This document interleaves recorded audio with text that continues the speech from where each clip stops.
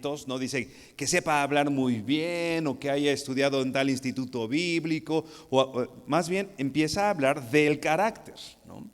Pero esas cualidades en el carácter de este liderazgo no tiene que Timoteo esperarse para, los que ya son líderes deben tener ese carácter, sino le está diciendo, en medio de la iglesia tienes que buscar estas características.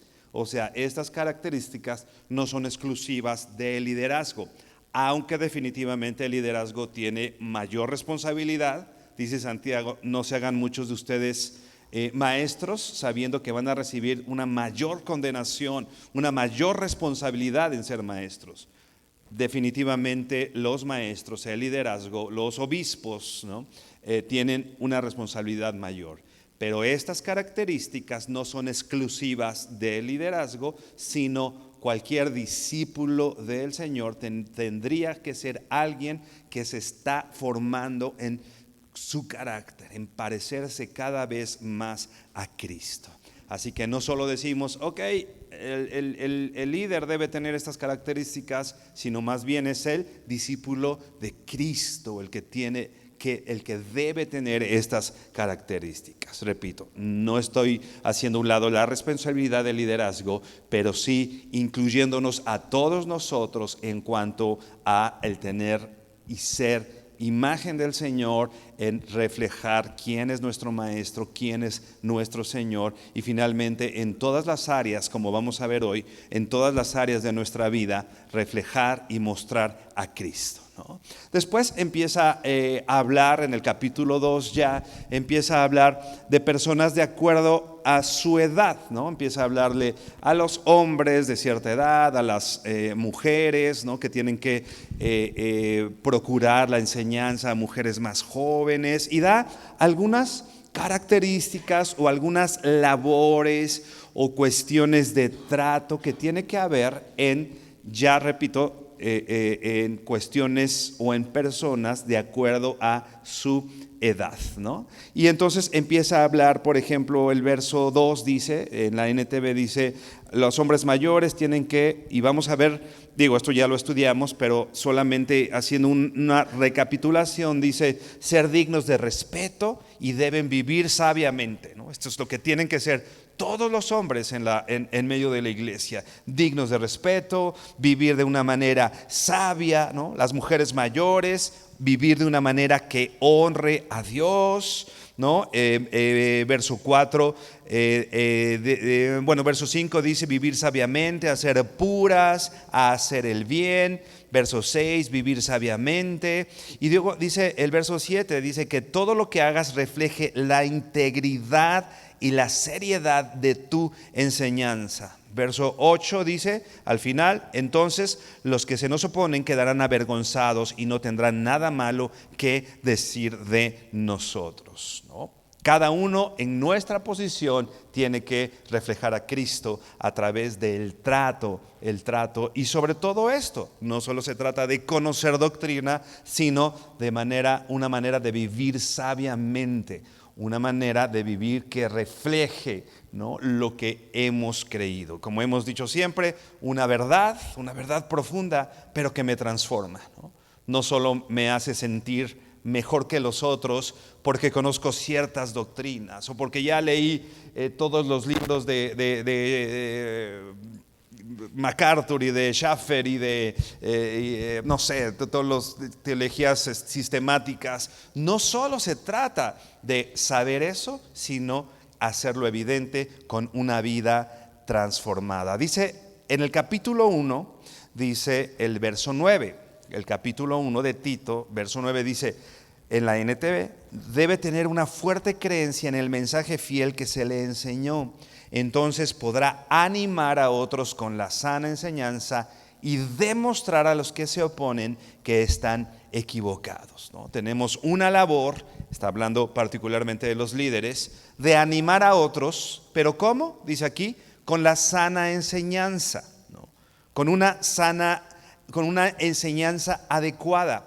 Pero no solo enseñar, sino dice a demostrar a los que se oponen que están equivocados. ¿Cómo demuestro a aquellos que critican a la iglesia, ¿no? A aquellos que critican a los cristianos. Hay muchas críticas en ese sentido. Nosotros como hijos de Dios, muchas personas solamente están esperando a que nos equivoquemos, a que hagamos algo mal, a que caigamos en pecado, ¿no? Para juzgar. Y en efecto, dice aquí que yo con mi vida tengo que demostrar a aquellos que se oponen que están equivocados, que en realidad Cristo transforma vidas y que yo no soy el mismo que era antes, ¿no? Que hay personas que temen a Dios y que viven de una manera honesta. Ahora ve por favor en el verso 2, Tito 2, verso 9 al 14. Vamos a leerlo. Tito, verso 2, de 9 al 14, dice así. El apóstol Pablo ahora hace más, vamos a decir, abierta esta enseñanza, ya no solo por edades, ya no solo al liderazgo, sino vamos a ver que ahora se refiere a todos que están en algún tipo de condición. Dice el verso 9. Verso 9 dice: exhorta a los siervos a que se sujeten a sus amos, que agraden en todo, que no sean respondones, verso 10, no defraudando, sino mostrándose fieles en todo, para que en todo adornen la doctrina de Dios nuestro Salvador. Y dice el verso 11: porque la gracia de Dios se ha manifestado para salvación a todos los hombres. Inclina tu rostro y vamos a orar. Bendito Señor, te damos gracias por tu palabra, por la bendición, Señor, que tenemos en que en medio de nosotros tú provees esta enseñanza, Dios. Gracias porque eres bueno y tu misericordia ha sido grande. Te pedimos, Señor, que hoy podamos entender, y no solo entender estas verdades, sino vivirlas, sino aplicarlas en cada aspecto de nuestras vidas, reflejar quién eres tú, reflejar tu grandeza, reflejar que somos hijos de un Dios santo, de un Dios que habla verdad. Te damos gracias en el nombre de Jesús. Amén y amén. Le está hablando, como decíamos, ya a personas que tienen, como ya leíamos, una labor o un trabajo, vamos a decir, ya no solamente dentro de la iglesia, sino a trabajar afuera. Es importante hacer este contraste. En el verso 1 se explica las condiciones de la generalidad de las personas en la isla de Creta. Recuerda que Tito estaba en la isla de Creta, y en la isla de Creta había diferentes iglesias. Había varias iglesias esparcidas por la isla en diferentes pueblos. La isla de Creta la llamaban la isla de las 100 ciudades. No sabemos si exactamente tenía 100 ciudades, pero hacía referencia a que en Creta había diferentes poblados, ¿no? Muchos poblados, y en muchos de esos poblados había iglesias. Entonces la labor de Tito era no podía establecerse solamente en una iglesia, iba a ir visitando las diferentes iglesias y establecer este liderazgo. Estamos hablando de todas estas cuestiones de carácter, pero en contraste a lo que eran las personas de Creta, en el verso 1, si no me equivoco, a partir del verso 12, empieza a decir y los describe, dice, su mismo profeta dice de ellos mismos, o sea, alguien cretense dice de ellos mismos, que son siempre mentirosos, por ejemplo, dice, ¿no? O sea, un pueblo que que lo que tú podías esperar de un cretense era que mintiera, ¿no? Era lo normal, siempre mentirosos, glotones, malas bestias, y se pone rudo aquí este profeta describiendo, ¿no? De hecho, lo veíamos en algún momento. Si tú querías ofender a alguien, solamente tenías que decirle, es cretense, ¿no? La palabra en sí, cretense, hacía referencia a una ofensa, porque era decir, es un mentiroso, ¿no? Así eran las personas en Creta, ¿no? Siempre mentirosos, no confiables, buscaban satisfacerse solamente a ellos mismos. No sé si puse aquí este ejemplo, pero bueno, si es así, lo repetiré. Una vez yo veía un documental en el cual unos misioneros iban a una tribu en África, y en esta tribu tenían como un valor la traición, ¿no? La traición, o sea, ellos se traicionaban y no era malo para ellos traicionar era algo correcto. Entonces cuando llegan estos misioneros a enseñar el evangelio, empiezan a contar la historia de Cristo, ¿no? Y llegan al lugar o al momento en el que Judas traiciona a Jesús. Entonces, para esta tribu, el que se convirtió en el patrón a seguir, el importante, el héroe, fue Judas, ¿no? Porque traicionó a Jesús. ¿Qué tenía que pasar primero en estas personas? Transformar su manera de pensar. Finalmente, eso es lo que es el arrepentimiento, ¿no? En Creta se necesitaba una transformación. Imagínate, esas eran las personas de Creta, ¿no? Y las personas de Creta finalmente iban a la iglesia en Creta, ¿no? Entonces era hasta cierto punto la influencia de la cultura que se había metido de una manera o de otra en medio de la iglesia. Entonces no era sencillo encontrar a gente honesta, ¿no? En una cultura donde la deshonestidad y la mentira eran casi una virtud, ¿no? Así que el trabajo que Pablo le encomienda a Tito no era sencillo. Imagínate, en medio de esa cultura, buscar personas con estas características, ¿no? Así que es un contraste importante.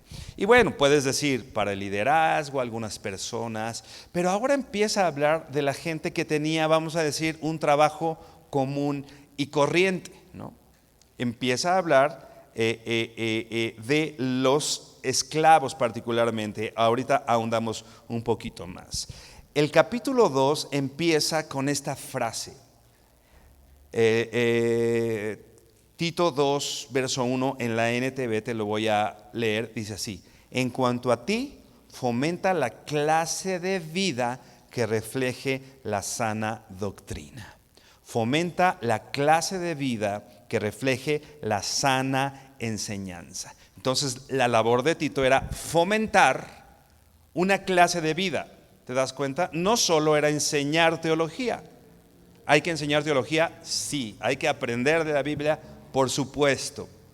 Pero no era solo eso. La labor de Tito era fomentar que la gente viviera de acuerdo a esa doctrina, que viviera de acuerdo a esta enseñanza, ¿no? Dice el verso 9 que ya leíamos, Tito 2, verso 9, dice: exhorta a los siervos que se sujeten a sus amos, que agraden en todo, que no sean respondones. Empieza a hablar a los siervos. Hoy quizá nosotros podemos pensar en salir a la calle y predicar, o varios grupos cristianos, gracias a Dios, pueden llegar, no sé, al Estadio Azteca y hacer una campaña evangelística, o al Auditorio Nacional, y esas cosas hay que hacerlas, sí, por supuesto. Si podemos hacerlas y tenemos esa posibilidad, por supuesto hay que usar cualquier lugar para hablar del evangelio, para hablar de Cristo. Pero nuestros hermanos en este entonces no tenían esa posibilidad, ¿no? En primera, porque había persecución, ¿no? Ellos no podían contratar un lugar para predicar, nadie se los iba a facilitar, a rentar. Entonces, ¿cómo podían hacer ellos para predicar el evangelio? No podían salir con un grupo evangelístico a las calles y repartir folletos, ¿no? ¿Cuál era la forma en la que estos nuestros hermanos predicaban a Cristo? Dice aquí: exhorta a los siervos. Lo que está haciendo el apóstol Pablo, diciéndole a Tito, en realidad, que la cultura en Creta tenía que ser impactada por los esclavos que había en medio de la iglesia y que salían a trabajar, y entonces ahí tenían la oportunidad de predicar el evangelio, y no solo predicar el evangelio de manera verbal, sino con su vida predicar el evangelio a sus amos, ¿no? Era la manera más fácil de hacerlo. Quizá, repito, no llevando un altavoz y diciendo, ¿no?, sino yo con mi propia vida predico a Cristo, que es la posibilidad que sí o sí tenemos todos nosotros. A lo mejor hoy tú no tienes un micrófono como yo, ¿no? Y yo hoy, gracias a Dios, tengo la posibilidad de tener un micrófono y hablarte la palabra del Señor y enseñar, ¿no? Pero ¿sabes qué, hermano? No lo necesitas. Mañana, cuando vayas a trabajar, tu mentalidad tiene que ser otra. Tu mentalidad tiene que ser la de alguien que va a presentar el evangelio en todo lo que haga, en todo lo que haga. Algo importante, la Biblia no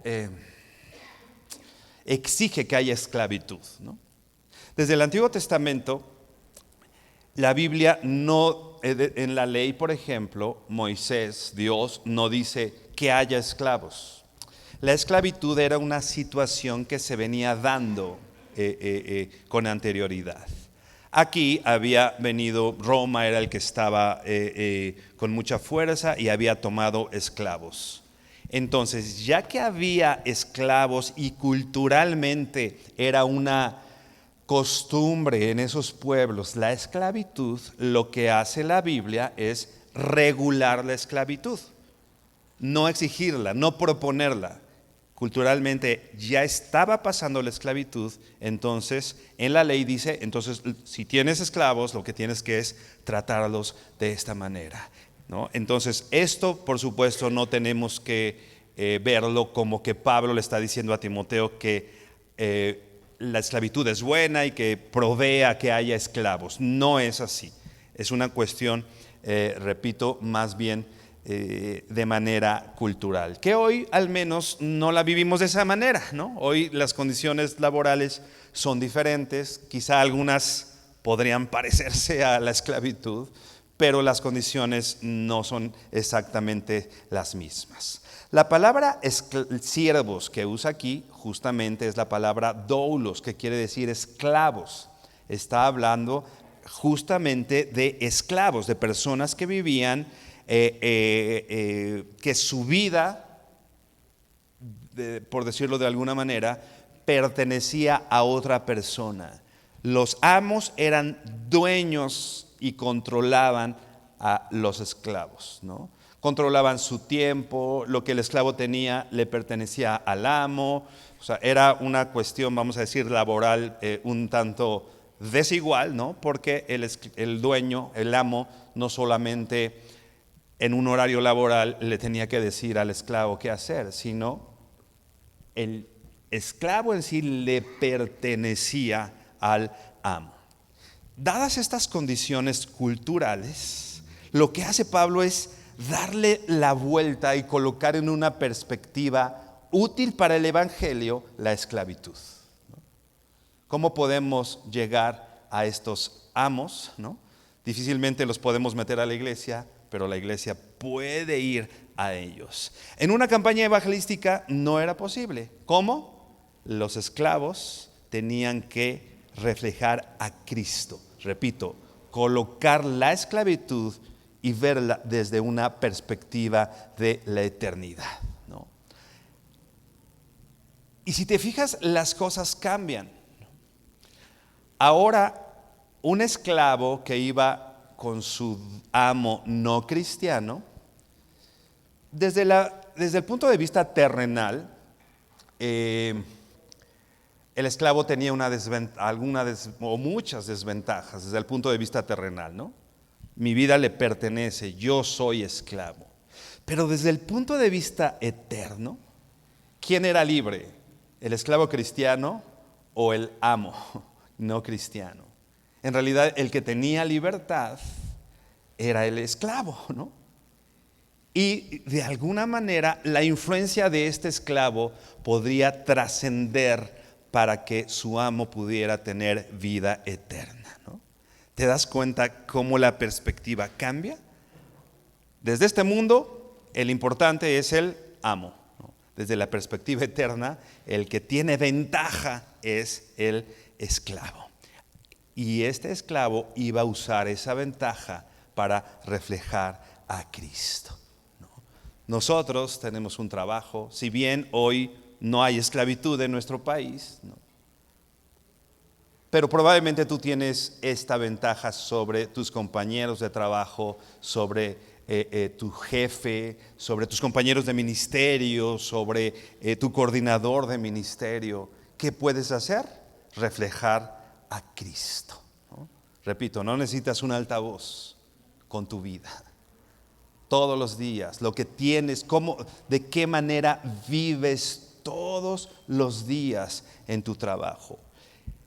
Dice que se sujeten, empieza diciendo, exhorta a los siervos, primeramente dice que se sujeten a sus amos, que se sujeten a sus amos. O sea, un esclavo tenía que sujetarse.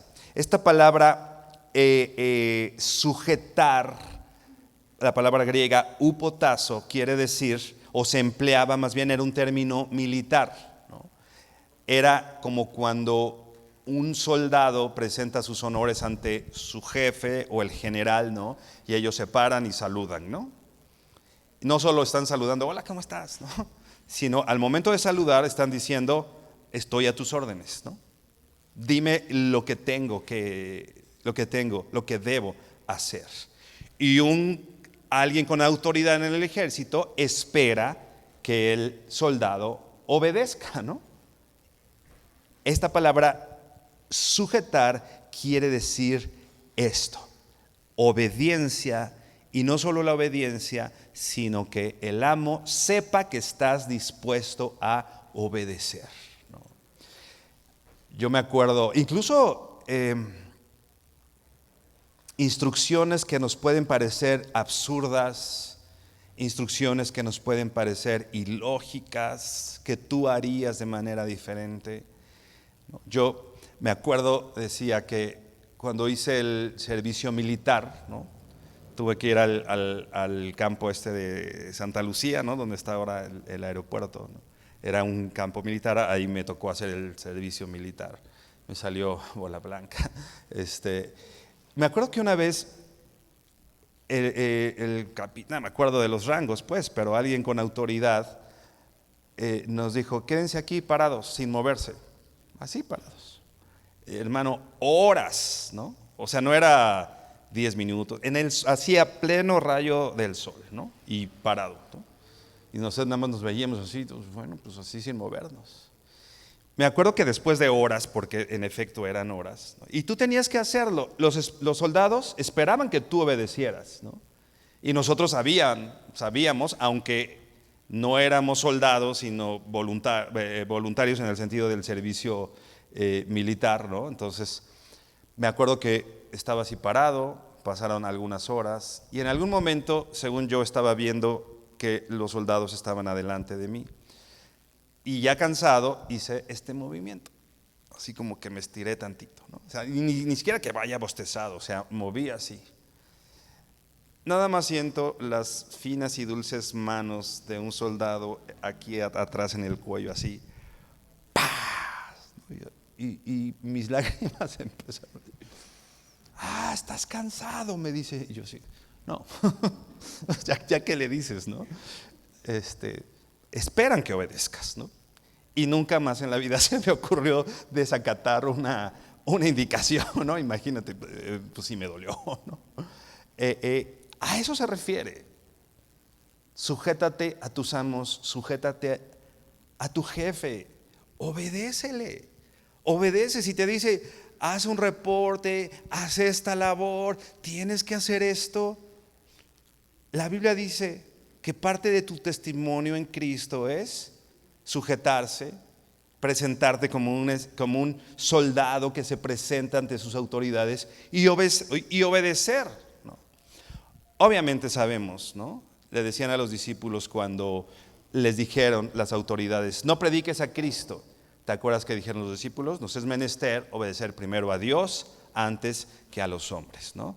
Por supuesto, si tu autoridad te está mandando a hacer algo pecaminoso, ¿no? Que robes, por ejemplo, que lo ayudes en un fraude, que no sé, ¿no? Si tu jefe en el trabajo te está instigando a hacer algo pecaminoso, nos es menester obedecer primero a Dios antes que a los hombres, ¿no? Eso es definitivo. Pero si te da una instrucción, quizá que a ti te parezca ilógica, pero no es pecaminosa, ¿cuál es tu labor? Obedece. No es lo que dice la ley del trabajo, ¿no? Es lo que dice la Biblia. Es la labor, es tu responsabilidad como alguien que tiene autoridad, sujetarse ante la autoridad de tu jefe en el trabajo, ¿no? Esta cuestión de obedecer tiene muchas implicaciones y nosotros podemos ver que la obediencia es un principio bíblico. La obediencia es un principio bíblico. O sea, no solo se lo dice a los esclavos, se lo dice a los hijos, sujétense a sus padres, a las mujeres, sujétense a su esposo, a los varones, sujétense a sus autoridades civiles, sujétense a sus autoridades en la iglesia. Y en la misma Trinidad, el Hijo se sujeta al Padre, ¿no? Y es obediente hasta la muerte y muerte de cruz, ¿no? Nosotros tenemos la idea que alguien que se sujeta o alguien que obedece es menos que el que manda, ¿no? Nosotros creemos, si tú llegas a un restaurante, ¿no?, ¿quién es más importante? ¿Tú o el mesero? ¿No? Pues en esta cultura, pues serías tú, ¿no? El cliente, ¿cómo dice? Siempre tiene la razón, ¿no? En esta cultura así es. Pero ve por favor a Mateo 20.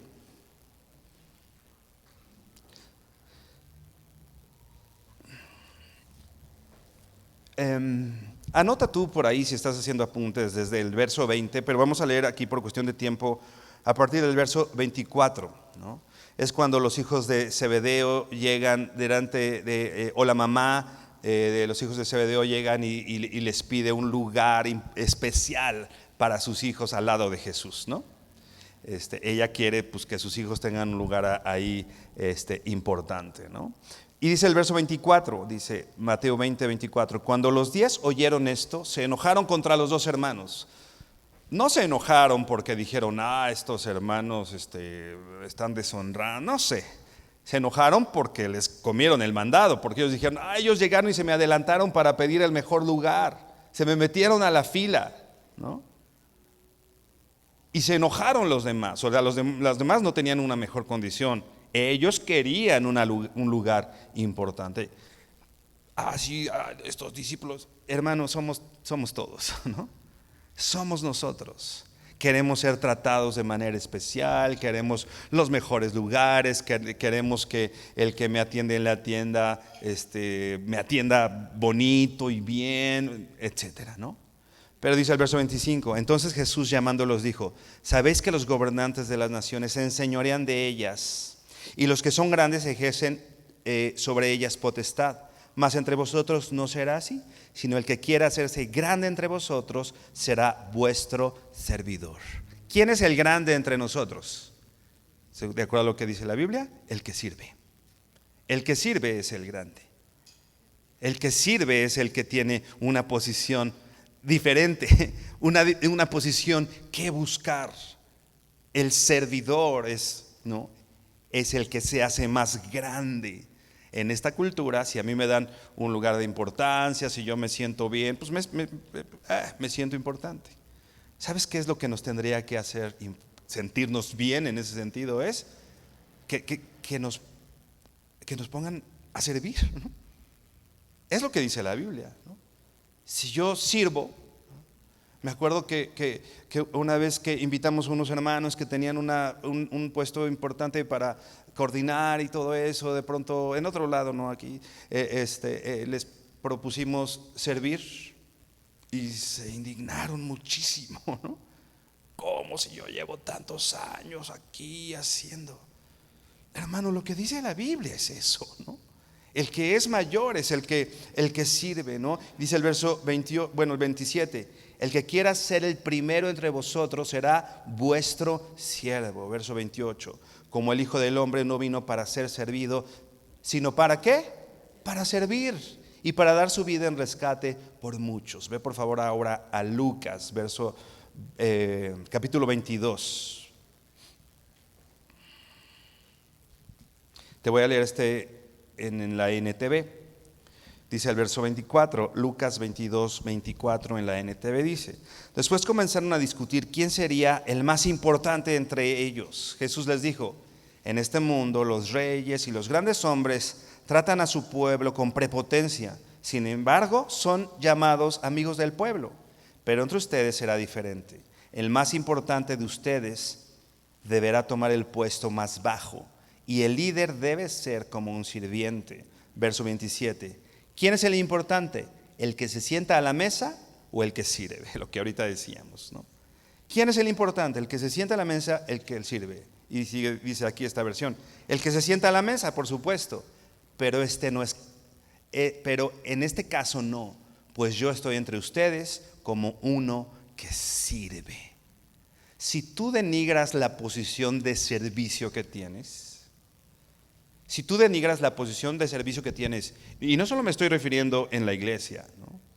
La posición de servicio que tienes en tu trabajo, en tu familia tal vez, ¿no? Cuando sirves, cuando eres tú quien sirves la comida o te toca lavar los trastes, servir. Si tú denigras y te hace sentir menos el que sirvas a una persona y obedezcas y te sujetes a una persona, en realidad no estás denigrando en sí la posición. A quien estás denigrando es a Cristo, porque Él fue lo que hizo. Si yo pienso que Cristo, si yo pienso que la obediencia hace menos, Cristo no dejó de ser Dios, ¿no? Él era 100% Dios y 100% hombre. Sin embargo, fue obediente hasta la muerte y muerte de cruz. ¿Te das cuenta lo que hizo Cristo? Obedeció hasta la muerte. No podemos obedecer ve por unas copias, ¿no? No podremos obedecer lo que nuestro puesto de trabajo, nuestro lugar de servicio, repito, en casa, ¿no? Cuando a lo mejor tú eres un joven que todavía no trabajas, pero tienes una mamá, pero tienes un papá, tienes alguien que te puede decir, o sea, esto ya es como impensable en esta época, pero chicos jóvenes, tu papá te puede mandar. Y si tu papá te manda por las tortillas, obedece, ¿no? O sea, ¿cuál es el problema, no? Digo, hoy la cultura nos ha llevado y ha denigrado esa posición de servicio. Pero de acuerdo a lo que dice la Biblia, el que sirve es el más grande, que fue finalmente lo que hizo Cristo. Veámonos a nosotros mismos y veamos lo que estamos haciendo en el trabajo, repito, en la familia, en mi posición de servicio en la iglesia. ¿Me sujeto? ¿Obedezco? Y sigue en esto, regresa a Tito 2, verso 9, dice: exhorta a los siervos a que se sujeten a sus amos. Y luego dice, ya no solo sujeción, que agraden en todo. Que agraden en todo. No solo se trata de una obediencia de, ya te obedecí, ¿no? Esta palabra agradar llama mucho la atención porque es, por ejemplo, es la palabra que se ocupa en Romanos 12 cuando dice que presentes un sacrificio vivo, santo, agradable a Dios. O sea, cuando la Biblia te dice que agrades a Dios, es justo la misma palabra que ocupa cuando dice que agrades a tu jefe, que agrades a tu autoridad. O sea, Él tiene que estar complacido con tu trabajo. Otra versión dice, procura agradar. O sea, no solo es, ya te obedecí ya, ¿no? Es que Él se agrade con tu trabajo, que Él se sienta bien con tu trabajo. Digo, en esta cultura te dirían, ay, no seas barbero, ¿no? La Biblia dice, procura agradarles. Nuestra finalidad no es que me aumenten el sueldo o quedar bien y que me deje salir tarde. O sea,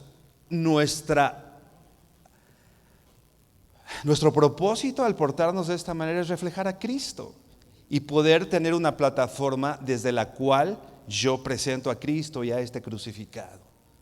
Y por eso, dice aquí, procura agradar, ¿no? ¿Cómo podrías agradar a tu jefe? Cumpliendo tu trabajo, por supuesto, ¿no? Para empezar, ¿no? No tendrías que, lo que te encargué ayer, lo que te encargué antier, lo que te encargué hace una semana, o sea, eso no tendría que pasar en medio de nosotros. Nuestro jefe tendría que poder decir,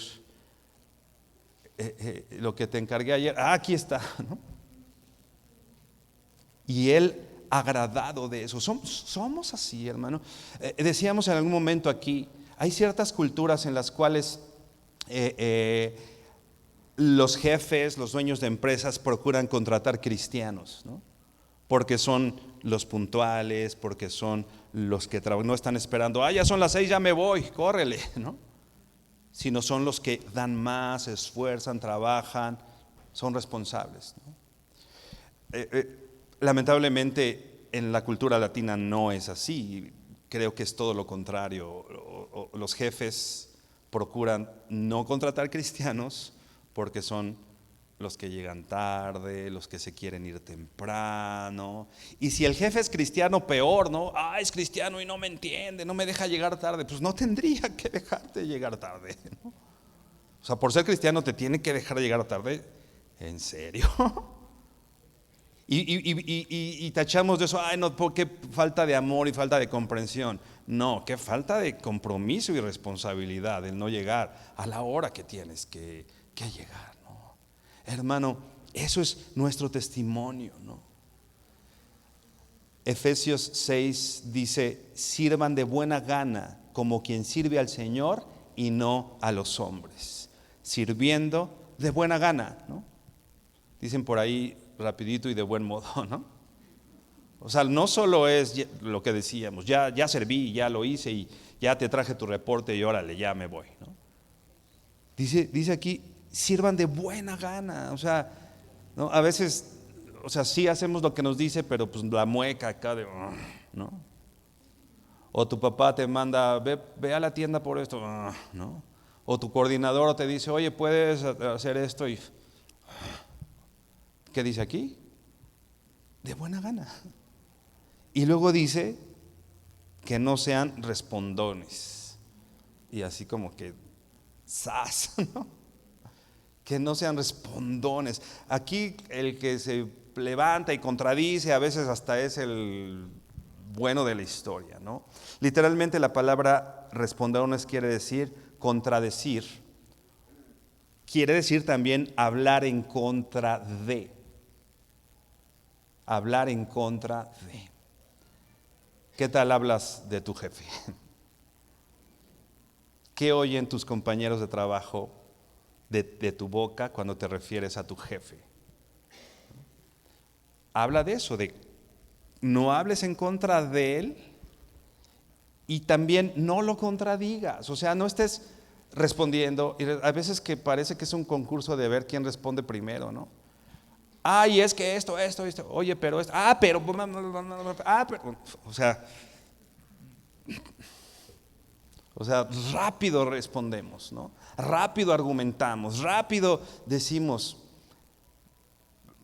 Gracias a Dios esto lo dice la Biblia y no es que lo esté diciendo yo, ¿no? Esto está en la Biblia, ¿no? ¿Sí está en tu Biblia? Ahí está, ¿no? Y luego dice que no sean respondones, dice no defraudando y dice sino mostrándose fieles en todos. La NTV dice ni robar, ni robar. A veces podemos pensar, yo no le robo a mi jefe, yo no le estoy robando, no he hecho un fraude. Y, bueno, esperemos, ¿no? Pero ¿qué tal de pronto robamos tiempo, ¿no? O el paquetito de hojas, o los lápices, o, ¿no? Te vas antes, llegas tarde. Hermano, eso es defraudar. Estoy diciendo que me pagan por un trabajo que no estoy haciendo, ¿no? Eso es un fraude, ¿no? Dice aquí no defraudar. Se refiere obviamente, por supuesto, está implícito no robar en el trabajo. ¿Cómo le vas a venir a hablar de Cristo a tu jefe que le estás robando, no? A veces, no, es que quiero hablar de Cristo, pero no me escuchan. Hermano, porque no tienes la plataforma de donde hablar de Cristo. Si eres el que llegas tarde, si el que te vas temprano, si te cacharon robándote las hojas y de pronto quieres que te escuchen cuando hablas de Cristo.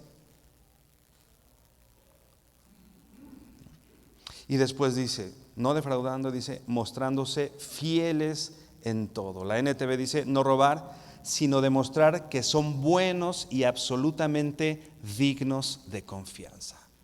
La NTV dice, absolutamente dignos de confianza. ¿Tu jefe piensa de ti que eres absolutamente digno de confianza? Absolutamente digno de confianza. Ahí en Génesis, si tú lees la historia de José, ¿no? ¿Te acuerdas? José no la había pasado bien, porque a veces decimos, me pasó esto en casa y eso. Lo habían vendido sus hermanos, habían dicho que, o sea, imagínate, lo habían comprado, se lo habían llevado, o sea, no había tenido una vida sencilla. Cuando llega, acuérdate, con Potifar, ¿no? Primero, y antes, bueno, habían servido con algunas personas. Cuando llega a la cárcel, por ejemplo, empieza a ser diligente y todo, tanto que por eso vienen el copero y el panadero y se acuerdan de él y de pronto le hablan y lo presentan al faraón, ¿te acuerdas? Pero incluso desde antes, trabajaba, hizo prosperar no solo al faraón, sino a sus jefes anteriores, los hizo prosperar.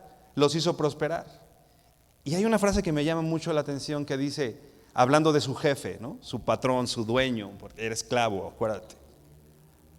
Era un esclavo, que entró siendo esclavo, pero le fueron encargando responsabilidades, hasta que llegó a un punto de... ¿Y sabes qué dice que su jefe hacía? Dice, la confianza era tal, y tanto se esforzaba José en su trabajo, que su jefe, que su amo, que su señor, solamente se preocupaba de qué le iba a poner a sus alimentos, ¿no? O sea, la única preocupación de su jefe era si iba a comer su torta de jamón o queso de puerco. ¿Por qué? Porque estaba José en el trabajo. Y él ya no se preocupaba de nada. En el caso de nosotros, tu jefe, ¿puede tener esa tranquilidad? O está, híjole, hay que hacer esto, pero no sé si va a llegar. ¿Quién sabe si va a ir, ¿no? Entonces me tengo que apurar porque no sé si va a ir, entonces tengo que... ¿Cómo dice la Biblia que tenemos que ser? Absolutamente dignos de confianza. Le tengo que encargar esto importante, que lleve este dinero importante, pero chispa, si se robó 2 lápices, pues capaz que le pellizca también a esto, ¿no? Absolutamente dignos de confianza. Dice Proverbios 20, verso 6. También te lo voy a leer en la NTV. Proverbios 20, verso 6 dice así: muchos se dicen ser amigos fieles, pero ¿quién podrá encontrar uno realmente digno de confianza?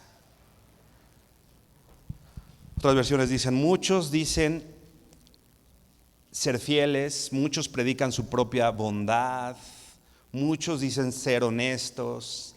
Y te aseguro que todos nosotros decimos, sí, yo soy honesto, yo soy confiable, pueden confiar en mí, ¿no? La mayoría de gente dice eso, ¿no? Pero dice aquí la NTV, pero ¿quién podrá encontrar uno realmente digno de confianza? ¿Quién podrá encontrar? Otras versiones dicen, pero ¿dónde están los hombres confiables? ¿No? Y esa es una realidad. Había una realidad en Creta, hombres mentirosos, todos eran mentirosos. Entonces encontrar a alguien que dijera verdad era difícil. Hoy encontrar hombres confiables no es sencillo, ¿no? Decíamos en algún momento, confiar no solo en el abogado, ¿no? Porque pues quién sabe si me está diciendo que hay más gastos de los que en realidad hay. Pero no solo el abogado, el plomero, ¿no? Que me está vendiendo las refacciones, el de las tortillas que le quita 100 gramos al kilo. O sea, no es que unas personas, o sea, ¿dónde están? Cuando quieres un trabajo en casa, hijo, necesito a alguien, pero que sea de confianza. Y a veces esa es nuestra limitante, ¿no? ¿Sabes dónde deberían estar los hombres y mujeres de confianza? En la iglesia. En la iglesia. O sea, cualquiera debería poder venir a la iglesia y decir, ahí hay hombres y mujeres honestos, que si dicen que van a llegar a tal hora, van a llegar a tal hora, que si les encargo esta labor, ya sea chiquita o grande, estoy seguro que va a hacer esa labor, ¿no? ¿Dónde están esos hombres confiables? Una confianza que debe ser ganada y no exigida. Porque somos expertos para exigir confianza, ¿no? Tenme confianza, ¿no? Y el papá diciéndole, el hijo diciéndole a los papás, tenme confianza, ¿no? Y la esposa diciéndole al esposo, tenme confianza, y el esposo diciéndole a la esposa, tenme confianza. Yo me acuerdo una vez que dije esa frase, ¿no? Y llegué con uno de mis pastores y se me ocurrió decirle, tenme confianza. En situaciones del servicio y eso, yo le dije, oye, pues, nada más te pido que me tengas confianza. ¿Y sabes qué me respondió? Me dijo, ¿sabes qué? La confianza no se pide, la confianza se gana. Es una verdad, es cierto. O sea, tú llegas pidiendo confianza. O sea, tú llegas y un señor dice, tenme confianza. Y, ¿cómo por qué? O sea, ¿cómo por qué? O sea, la confianza es algo, la fidelidad es algo que se va con el tiempo, con el tiempo. Y tú vas viendo, el que es fiel en lo poco, sobre mucho te pondré. Pero es algo que tenemos que mostrar, ¿no? Pero si no damos esa evidencia, ¿por qué le pides a las personas? ¿Por qué le pides a tu jefe que te dé un mejor cargo, un mejor sueldo? ¿Por qué le pides a tu coordinador que te ponga ya con ciertas responsabilidades si las chiquitas no estás dispuesto, ¿no? a hacerlas? Y cuando se te pide, ¿no? que las hagas, ¿no? hasta nos sentimos ofendidos, ¿no? Oye, pero ya hiciste eso. Ay, pero ¿por qué? No defraudando, mostrándonos fieles en todo, absolutamente dignos de confianza, absolutamente dignos de confianza. ¿Te das cuenta de todo lo que implica esta frase? Hermano, tú y yo necesitamos ser absolutamente dignos de confianza. Lo dice la Biblia. Lo más importante, esto que estoy diciendo no son tips para el trabajo, ¿no? Estos no son tips para que te vaya bien en la chamba. ¿Sabes qué? Si lo haces te va a ir bien en la chamba, ¿no? Pero esto no es para eso, ¿no? Va a traer un fruto en tu trabajo, va a traer un fruto en tu casa, en tu ministerio, va a traer frutos definitivamente si tú haces esto. Pero algo que es superior a que me vaya bien en el trabajo es esto. Dice, verso 10, no defraudándonos, sino mostrándonos fieles en todo, para que en todo adornen la doctrina de Dios nuestro Salvador.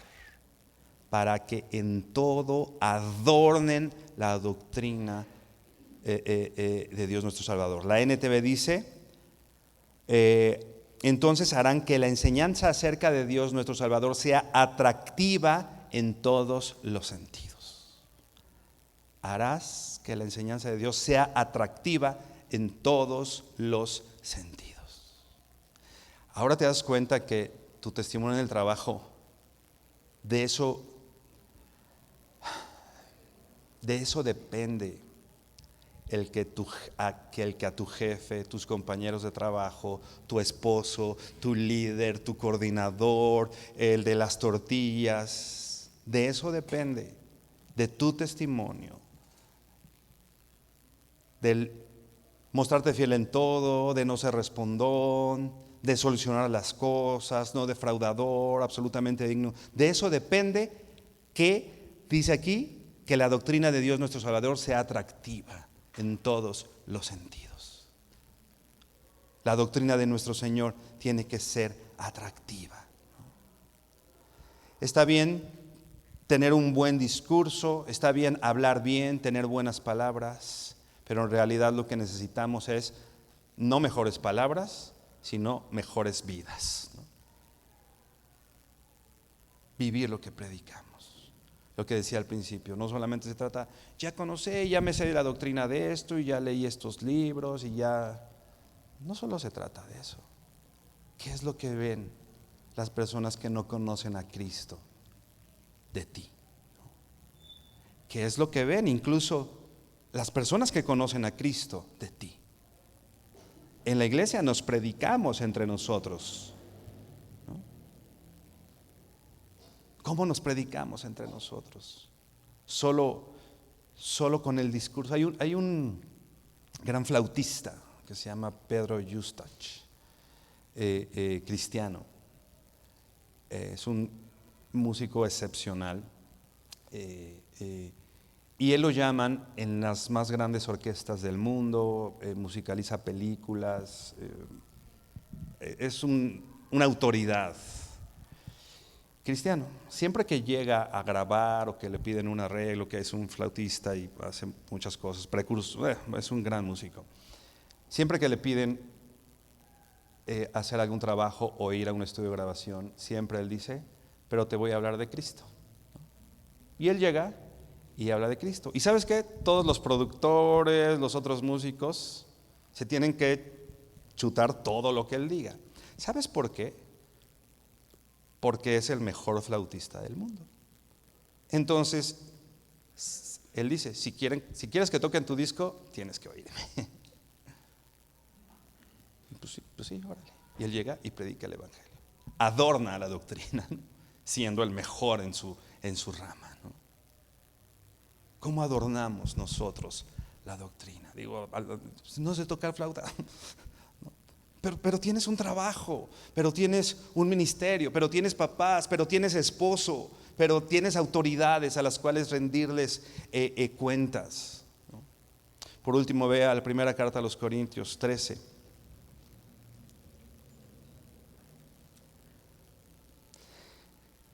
En lo que llegas, déjame leerte algo que dice Spurgeon. Spurgeon dice, la vida del cristiano, aunque sea un siervo, ha de ser un ornamento del cristianismo. Cristo no busca el ornamento de la religión en las riquezas o en los talentos de sus seguidores, sino en vidas santas, para que adornen la doctrina de Dios nuestro Salvador en todas las cosas. Hermano, tenemos que ganarnos el derecho a ser escuchados. A los líderes les dice, siendo ejemplos, ¿no? A nosotros, a los jóvenes les dice, antes sé ejemplo, ¿no? Queremos ser escuchados antes de ser ejemplo, ¿no? Los jóvenes, pero no tengo ejemplos, pero esto, y rebeldes, ¿no? Porque la Biblia dice que la rebeldía está ligada al corazón del muchacho. Y quiere ser escuchado, pero ¿qué le dice la Biblia a un joven? Que nadie tome en poco tu juventud, sino sé ejemplo. No dice haz una marcha o haz un meeting. ¿Sabes cómo no van a tener joven en poco tu juventud? Cuando seas ejemplo. ¿Sabes, hermano, como cristianos? ¿Cuándo no nos van a tener en poco? ¿No? Porque de pronto los cristianos somos pues los ignorantes, los que no sabemos, no somos tenidos en poco. Y finalmente esa persecución va a estar definitivamente. Pero hermano, cuando nosotros por nuestros actos, por nuestros hechos mostremos, nos ganamos de alguna manera cierto respeto para ser escuchados, para hablar.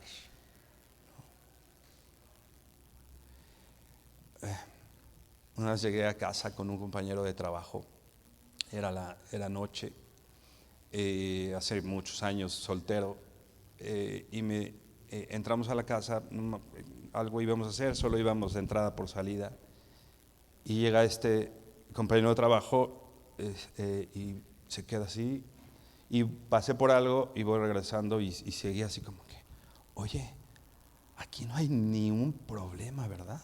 Digo, me lo dijo con otras palabras, pero aquí no hay problemas, ¿verdad? Y dije, pues la verdad es que, pues no muchos, pues, ¿no?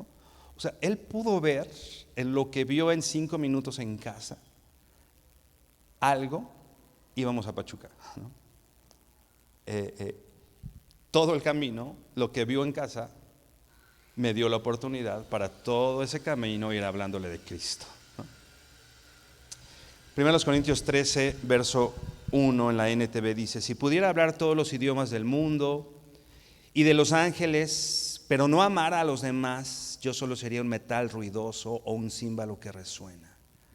Si tuviera el don de profecía y entendiera todos los planes secretos de Dios, ¿no? Si tuviera toda la teología, el don de profecía, que son finalmente cosas de Dios, ¿no? Son cosas, o sea, los planes secretos de Dios, y contara con todo el conocimiento, si tuviera una fe que me hiciera capaz de mover montañas, pero no amara a otros, yo no sería nada. Hermanos, sin una evidencia en mi vida, sin una evidencia, sin yo mostrar lo que el Señor ha hecho en mí, mi predicación del Evangelio, dice aquí, es solo ruido, ¿no? Ese platillo, si ahorita Abraham se pone como loco, digo, en el contexto de la batería se oye bonito, ¿no? Pero si de pronto ahorita agarra una baqueta y es ruido, no quieres oír eso, ¿no? Pues es lo que oye la gente cuando, sin adornar la doctrina de Cristo, pretendemos hablar de ella. Solo ruido, solo ruido. Así que, hermanos, yo creo que este es un llamado de parte de Dios, ¿no? Para todos nosotros, para reflejar quién es el Señor, para entender que no necesitas ser pastor, o no necesitas tener una posición de liderazgo, o no necesitas estar en el auditorio nacional, sino el llamado que Dios te ha dado es todos los días, es a reflejar su gracia, a reflejar su misericordia, sí hablar las profundidades, sí hablar teología, sí tratar de entender estos misterios de los cuales está hablando Pablo en la carta a los Corintios. Pero no solo eso, sino a mostrar por nuestros hechos, con nuestras acciones, hacer más atractiva la doctrina que el Señor nos ha revelado. Inclina tu rostro y vamos a orar. Bendito Señor, te damos gracias por tu palabra y, Señor, por todas las bondades, Padre, que tú has tenido con nosotros, Señor. Gracias porque has sido misericordioso, Señor, y nos has tenido por fieles, Señor, y nos has tratado como esos hijos amados y nos has abrazado. Y cuando estábamos, como dice el profeta, en nuestras sangres, solos, abandonados, tú nos recogiste y nos amaste. Y nos diste, Señor, un lugar en tu mesa y nos diste de comer y nos consolaste y nos perdonaste, Señor. Gracias. Gracias porque eres bueno con nosotros, Padre.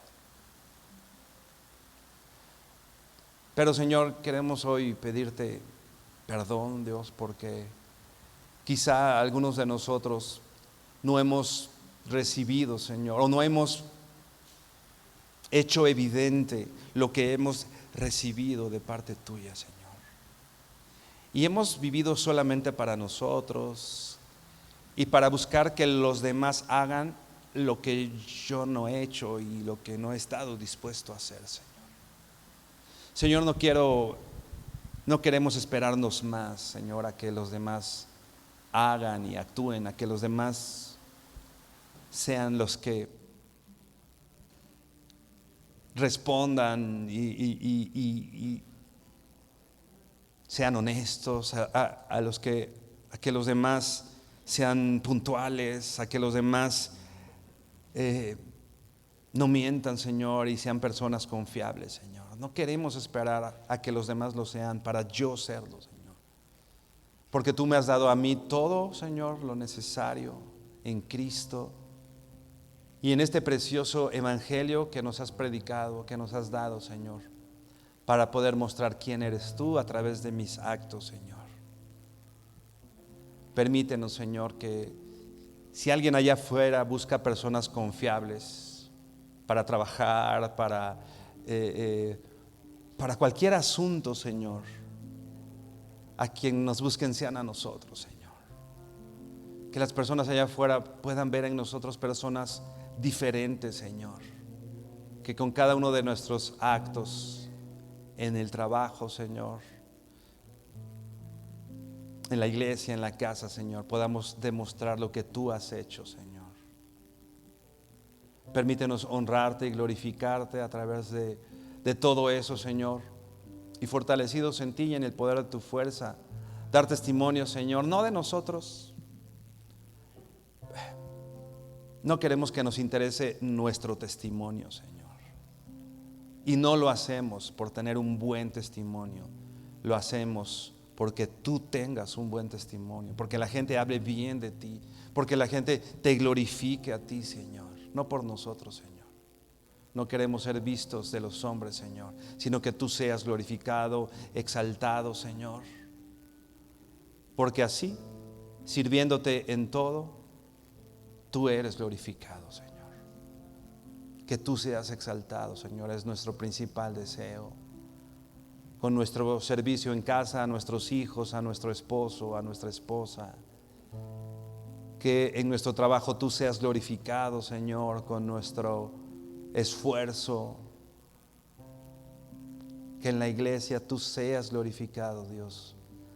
Cuando las personas, cuando nuestros hermanos alrededor vean que tú mereces ser glorificado y que merece la vida vivir la vida por ti, Señor. Que tú seas exaltado en todo y por todo, Señor. Ese es nuestro principal deseo. Señor, a ti toda la gloria y toda la honra, en el nombre precioso de tu Hijo Jesucristo. Amén. Amén. Mi hermano, que el Señor te bendiga.